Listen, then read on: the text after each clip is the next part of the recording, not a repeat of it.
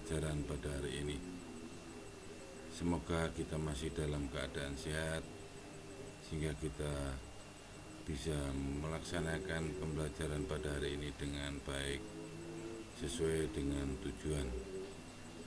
Anak-anak, pertemuan pada saat ini kita membahas terkait dengan sistem peredaran darah pada manusia, atau seringkali juga dikenal dengan istilah sistem transportasi, sistem pengangkutan. Seperti yang terlihat pada konsep ini, dengan demikian kita bisa melihat, kita bisa menyebutkan. Yang jelas, kita nanti akan membahas terkait dengan alat peredaran darah, dan gangguan pada sistem peredaran darah. Alat peredaran darah, silakan anak-anak melihat di peta konsep sehingga kalian bisa belajar seperti yang saya sampaikan ini. Saya bisa menyampaikan karena saya mampu membaca peta konsep. Silakan dicoba, dilatih, sehingga dengan demikian kalian terbiasa untuk mengerti, bukan terbiasa untuk menjadi hafal. Kembali lagi ke alat peredaran darah, bahwa alat peredaran darah itu dapat dibagi menjadi 4 bagian, yaitu jantung, pembuluh darah, peredaran darah, dan peredaran limpa. Untuk darah dapat dibagi 2, yaitu plasma darah dan sel darah. Untuk gangguan pada sistem peredaran darah, ini juga seringkali keluar di ulangan. Nanti baik itu gangguan-gangguan atau penyakit yang terkait dengan jantung dan pembuluh darah, juga terkait dengan gangguan dan kelainan-kelainan yang terjadi pada darah.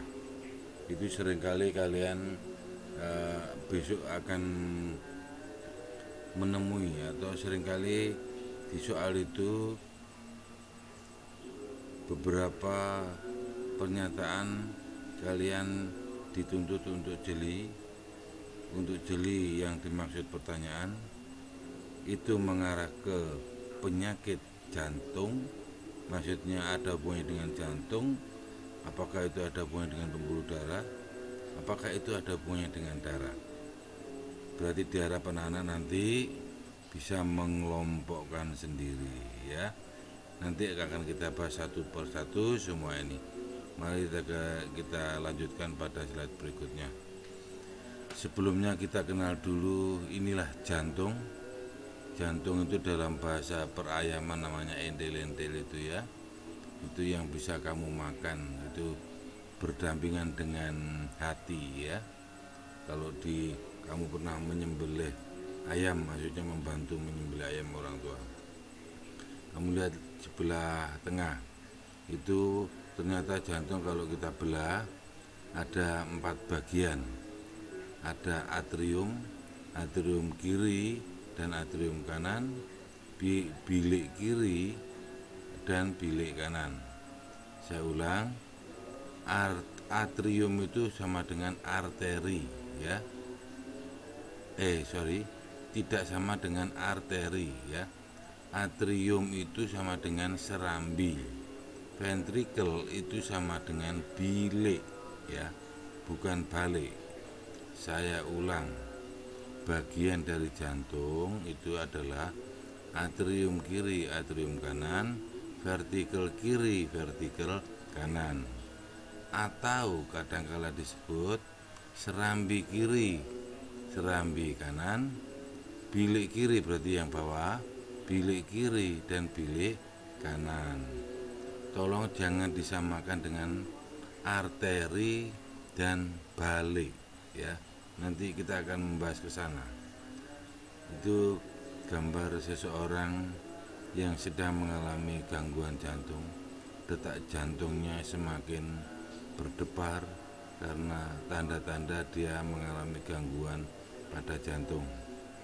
Ini di bawah ini ada contoh jantung yang normal dengan yang tidak normal. Berarti di sana ada katupnya, pintunya itu membuka, berarti itu ada gangguan-gangguan, ada kelainan yang biasa dikenal dengan istilah klepnya bocor ya. Berarti itu dia membuka, itu maksudnya demikian. Selanjutnya anak-anak kita kenali dulu, itu mulai dari sebelah kiri ya, vena cava itu ya, itu adalah pembuluh balik tubuh ya. Itu ada katup itu pintu ya. Ada vena pulmonalis kanan, ingat itu sebelah kanan loh ya, dia akan menghadap ke kita, berarti yang sebelah kanan itu adalah ini yang ada saya tandai dengan kursor lah ini. Nah, vena pulmonalis, pembuluh balik paru-paru sebelah kanan. Pulmo itu paru-paru ya. Terus ini atrium kanan, ini atrium kanan atau serambi kanan. Ini katup itu pintunya. Ini vena cava interior. Vena cava itu adalah ini lanjutannya ini nanti ya, lanjutannya ini ya. Ventricle kanan, ini ruangan ini, pembuluh ruang atau balik kanan. Terus yang ini berarti balik kiri, ventricle kiri. Ini katup atau pintu. Ini vena pulmonalis kiri. Ini vena. Ini vena itu maksudnya vena pembuluh balik paru-paru sebelah kiri. Kalau yang ini adalah atrium kiri ya. Atrium itu nama lainnya serambi samanya. Kalau ini arteri pulmonalis, berarti pembuluh nadi paru-paru.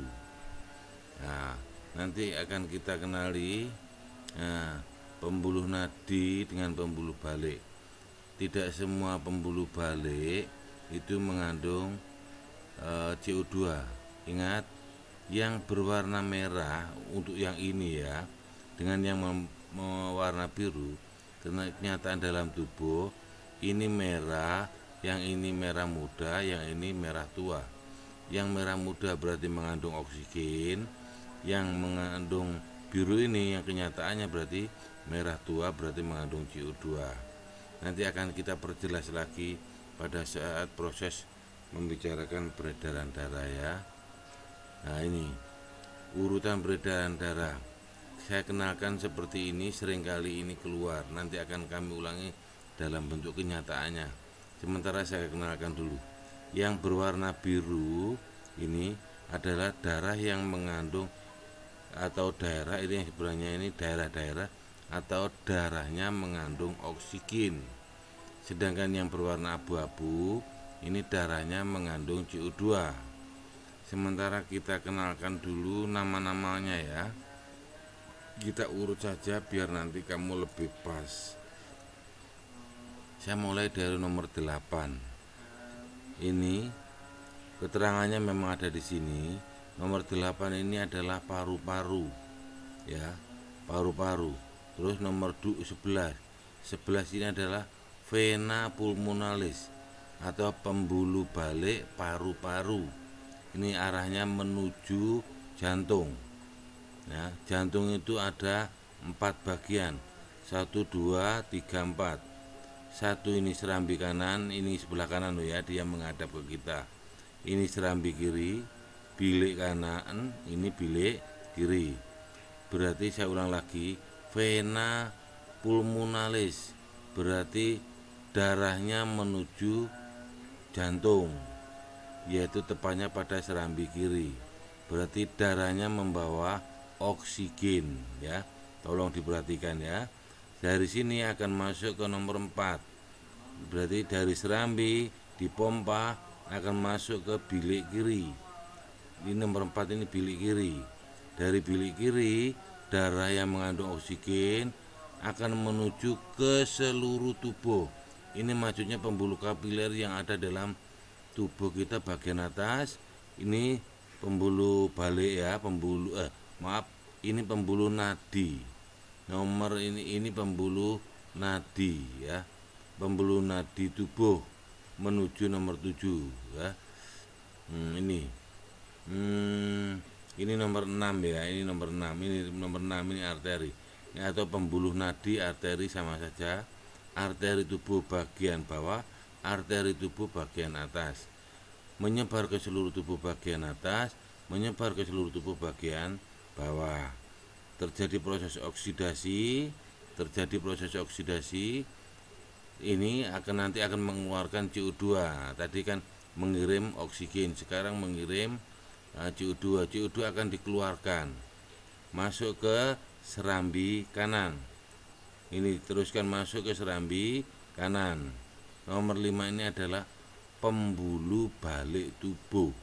Sing ini pembuluh nadi tubuh, darahnya meninggalkan jantung dan darahnya membawa oksigen. Ingat itu ya. Sedangkan pembuluh balik tubuh, darahnya menuju jantung, lah ini meninggalkan, yang ini menuju dan membawa CO2 masuk ke serambi kiri, serambi kanan, menuju ke mana ini? Bilik kanan. Dari bilik kanan akan dikeluarkan menuju paru-paru lagi, baru dikeluarkan melalui hidung. CO2 yang kita sirup tadi atau yang kita keluarkan melalui paru-paru tadi. Nomor 10 ini adalah pembuluh balik paru-paru. Lihat ini. Pembuluh arteri paru-paru. Arteri pulmonalis berarti pembuluh arteri paru-paru membawa CO2. Darahnya meninggalkan jantung. Pembuluh balik paru-paru, darahnya membawa oksigen, alirannya menuju jantung. Itulah perbedaan. Saya ulang sepintas penegasan. Ini pembuluh balik paru-paru, ini pembuluh nadi paru-paru. Yang ini pembuluh nadi tubuh, yang ini pembuluh balik tubuh. Ini nadi paru-paru, nadi tubuh, ini nadi paru-paru. Darahnya sama-sama meninggalkan jantung, tetapi yang dibawa berbeda. Lek nadi tubuh membawa oksigen, lek nadi paru-paru membawa CO2. Begitu juga pembuluh balik. Darahnya pembuluh balik itu menuju jantung, pembuluh balik tubuh, yang ini pembuluh balik paru-paru ya, yang ini pembuluh balik tubuh, darahnya menuju jantung. Tapi yang dibawa berbeda. Pembuluh balik tubuh membawa darah yang mengandung CO2, sedangkan pembuluh balik paru-paru darahnya membawa oksigen ya.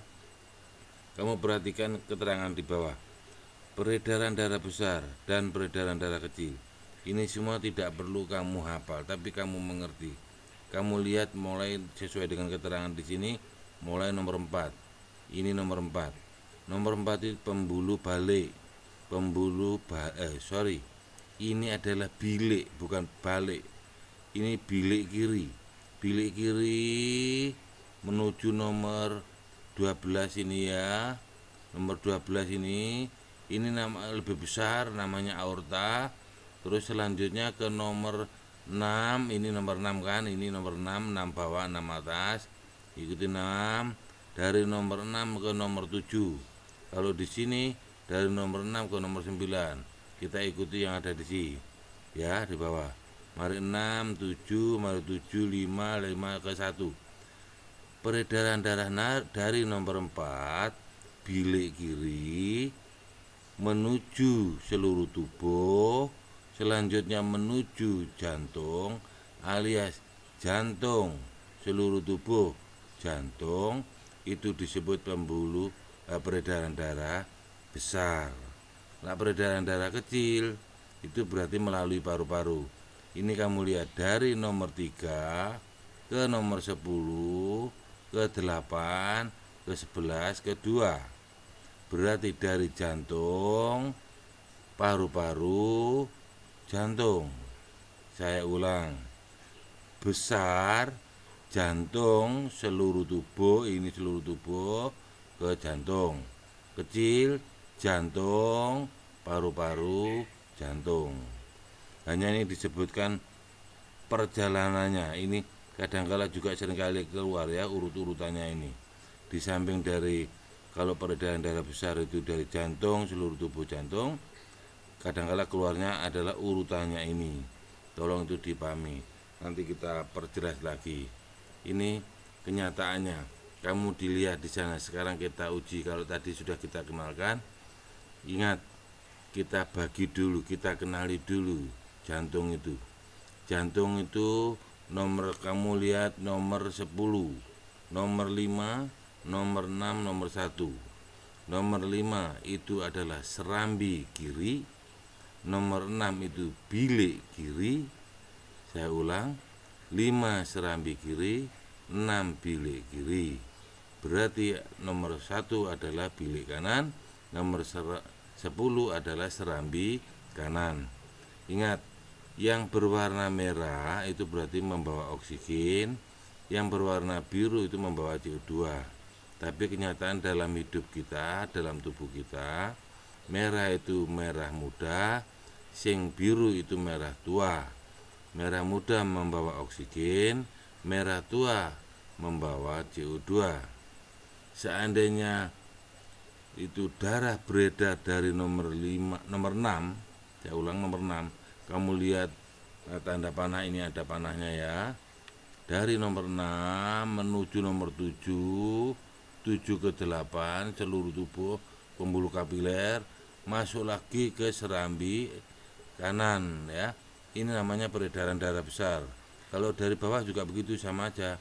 Dari bilik kanan menuju nomor 7, aorta itu dikatakan aorta karena pembuluhnya itu lebih tebal, lebih besar.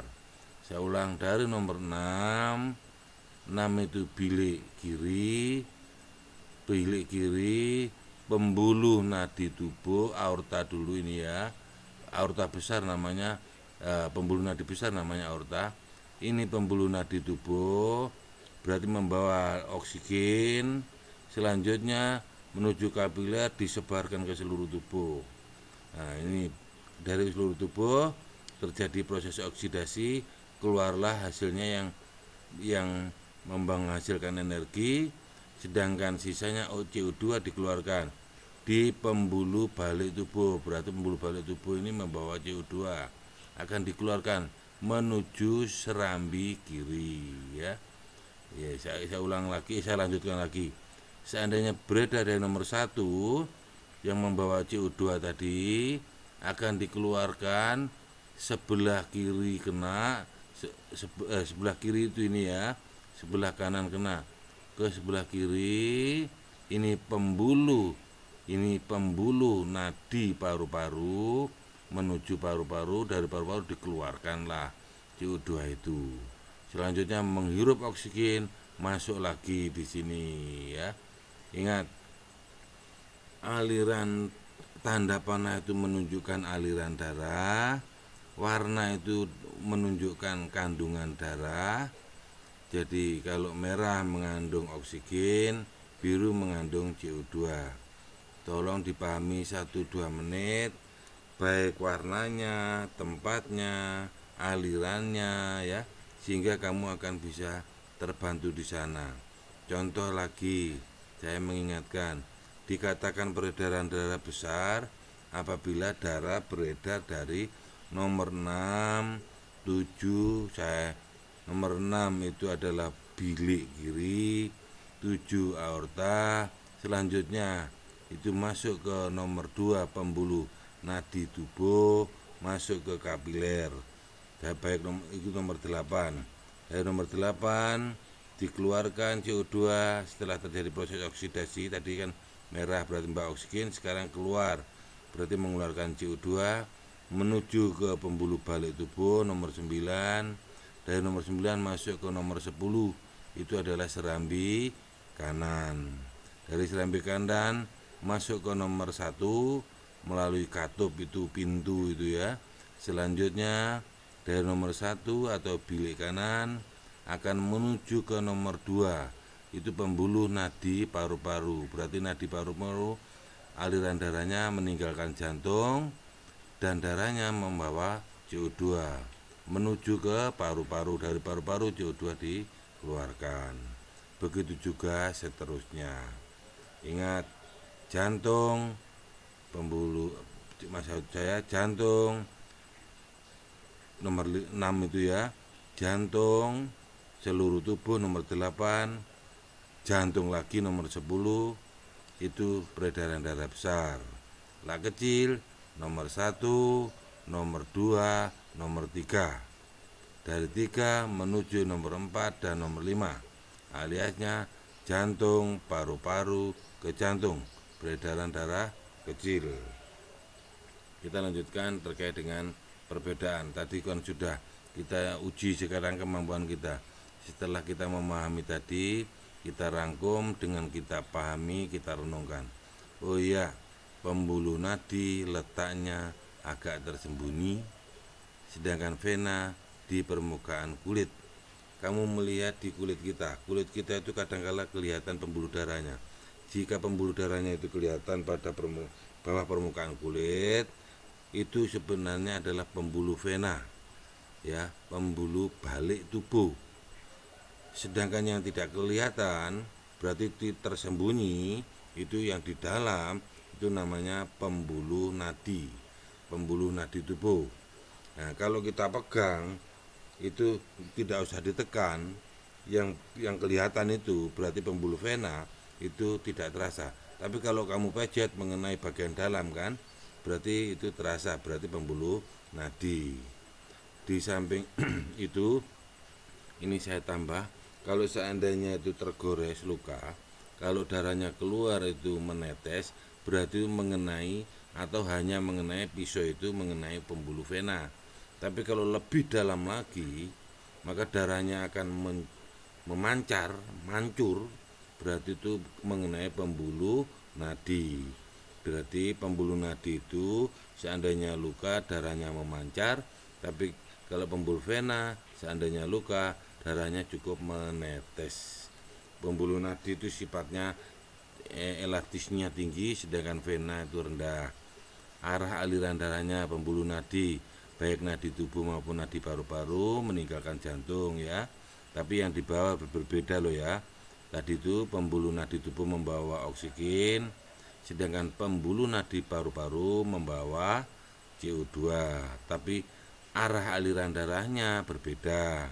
Kalau pembuluh nadi tubuh meninggalkan jantung, sedangkan pembuluh nadi, saya bicara pembuluh nadi dulu ya, pembuluh nadi paru-paru darahnya meninggalkan jantung.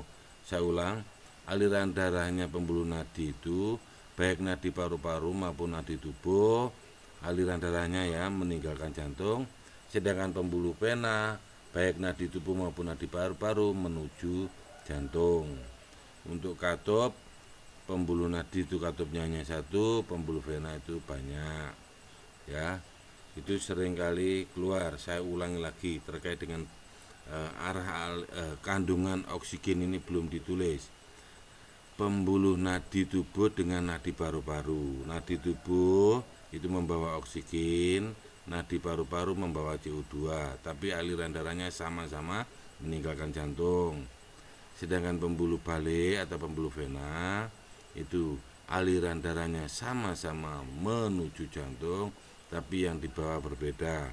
Kalau pembuluh balik tubuh atau vena itu membawa CO2, kalau vena paru-paru, vena pulmonalis itu darahnya membawa oksigen ya.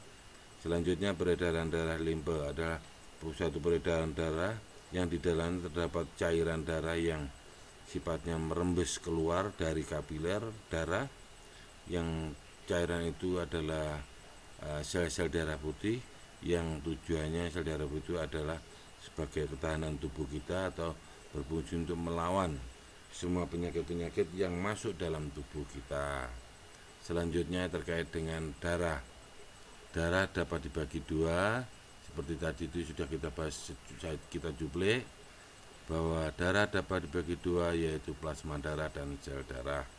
Plasma darah itu adalah cairan yang berwarna kekuningan yang bertugas membawa sel darah.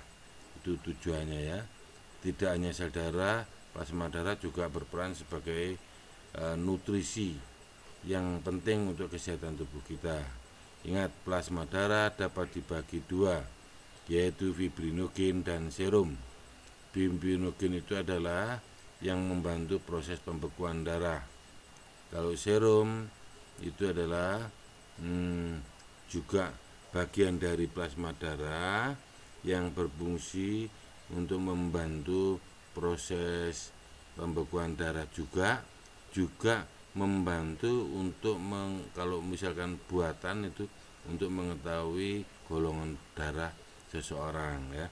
Seperti yang terlihat pada gambar ini, kamu lihat bahwa darah itu kan ada plasma darah dan sel darah. Ini plasma darah.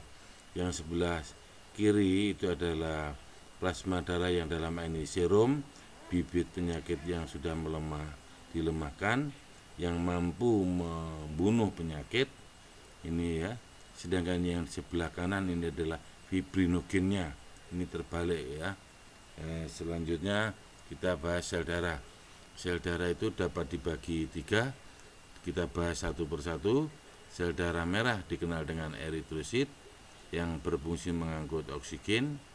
Ingat, dengan melihat gambar maka kamu akan tahu ciri-cirinya. Kamu lihat gambar sebelah kiri, bentuknya pipi bercekung. Cekung itu ada dua, maka di sana dikenal dengan istilah bikonkav. Kamu perhatikan, cekungannya ada dua, bikonkav, berarti cekungannya ada dua, dan tidak mempunyai inti, berwarna merah. Dengan demikian kamu akan tahu bulat, pipi bercekung, cekungannya dua, dan tidak berinti. Saya bisa ngomong melihat gambar. Dengan melihat, ingat gambarnya, pasti kamu bisa, dalam arti mengerti, bukan hafal. Sedangkan leukosit itu sel darah putih, kamu lihat itu bentuknya tidak beraturan ya. Ingat, saya ngomong begini melihat gambar, bentuknya tidak beraturan. Sel darah ini tidak berwarna. Ingat, tidak berwarna, bentuknya tidak beraturan, dan gerakannya itu kesana kemari tidak tetap, maka disebut amoeboid ya. Seperti geraknya amoeba, kemana saja dia sukai, dia itu selalu berubah-ubah alias tidak tetap. Karena itu disebut amoeboid ya. Ingat, ciri-ciri yang saya sebutkan ini saya mampu menyebutkan karena saya mampu membaca gambar. Tolong, dengan gambar kamu akan tahu. Oh ya, perbedaannya berarti kalau sel darah merah itu tidak berinti, sedangkan satunya berinti ya. Satunya berwarna merah, satunya tidak berwarna, dan seterusnya. Tolong dirasakan 1-2 menit sehingga kamu bisa membedakan dan mengerti, dan otomatis kamu mengerti tapi tidak hafal. Nah, itu harapan saya, biar kamu tidak terbiasa mengandalkan buku. Dengan mengandalkan kemampuanmu membaca gambar, membaca objeknya, kamu akan menguasai apa-apa yang terkait dengan ini. Selanjutnya, sel darah, dalam ini keping darah. Keping darah itu adalah, kamu lihat, ibu perhatikan. Oh iya, ukurannya kecil. Oh iya, tidak teratur. Oh iya, tidak berinti. Saya bisa ngomong, saya bisa melihat itu ya. Trombosit ini atau keping darah ini adalah membantu proses pembekuan darah ya. Dengan demikian kalau darah membeku, otomatis cepat sembuh. Otomatis kalau seandainya luka, keluar darah, darahnya cepat membeku, dan otomatis cepat sembuh. Otomatis cepat menutup luka kita. Otomatis juga penyakit tidak bisa masuk. Itulah fungsi-fungsinya. Selanjutnya, proses pembekuan darah. Ini juga sering kali keluar dalam ulangan loh ya. Ini biasanya itu salah satu bagian yang tertulis yang berwarna biru ini dikosongkan, kamu disuruh mengisi ya. Kita mulai dari yang nomor 1 ya. Ingat, saya ngomong begini saya mampu membaca skema atau peta ini ya. Jika kulit kita luka, maka trombosit akan pecah. Dengan demikian akan mengeluarkan trombokinase. Trombokinase itu enzim atau tromboplastin podoai dan vitamin K. Maka dengan bantuan ion kalsium, maka protrombin akan berubah menjadi trombin. Dengan demikian dengan bantuan ion kalsium juga, maka fibrinogen bisa membentuk benang-benang fibrin. Akhirnya lama-kelamaan karena sudah membentuk benang-benang semakin padat, maka terjadilah pemadatan, dengan kata lain luka menjadi tertutup. Ingat, yang seringkali keluar terkait dengan peta ini, misalnya fibrinogen itu dihilangkan, diganti nomor atau huruf. Begitu juga protrombin dihilangkan, diganti dengan nomor atau huruf. Kalian disuruh mengisi. Inilah kalau itu keluar yang terkait dengan ulangan. Dan kamu pahami bahwa semua yang tertera di sana adalah membantu proses pembekuan darah. Selanjutnya adalah gangguan pada sistem peredaran darah. Ada arteros, ingat, arteros dengan arteri. Kalau arteros ya, itu karena pembuluh darah itu mengandung lemak. Arteri berarti pembuluh darah mengandung zat kapur. Itu pengerasan, sehingga baik maupun kapur maupun lemak menghambat aliran darah. Maka gangguan itu bisa dibedakan. Saya ulang, jika itu lemak gangguannya, maka sebutannya arteros. Sedangkan gangguan kapur berarti arteri. Itu seringkali keluar ya. Terus varises itu pelebaran pembuluh vena di daerah kaki. Kalau pembuluh vena itu melebar atau keluar di daerah anus, namanya ambeien. Ambeien nama lainnya hemoroid atau kadangkala disebut bawasir atau wasir. Stroke itu adalah pecahnya pembuluh darah kapiler, stroke itu ya. Hiper itu lebih, berarti tekanan darahnya tinggi. Lawannya hipo berarti tekanan darah rendah. Anemia, ingat, kekurangan sel darah merah. Ingat, sel darah, bukan kekurangan darah ya. Kekurangan sel darah merah. Lawannya leukemia, kelebihan sel darah putih. Kalau kekurangan sel darah putih namanya leukopenia ya. Terus yang terkait dengan AIDS itu seringkali keluar kepanjangannya, tolong. AIDS, acute immune deficiency syndrome, tolong dipahami itu ya. Sedangkan kepanjangan HIV itu human immunodeficiency virus juga sering. Di antara dua ini mesti yang terkait seringkali keluar adalah kepanjangannya. Selanjutnya itu contoh-contoh saja pengenalan. Varises itu di kaki ya. Arteri berarti mengandung zat kapur, pengerasan sehingga penyempitan pembuluh darah, sehingga aliran darah kan semakin keras ya, semakin sempit semakin keras. Begitu juga kalau ini arteros, lemak ya, kandungan lemak.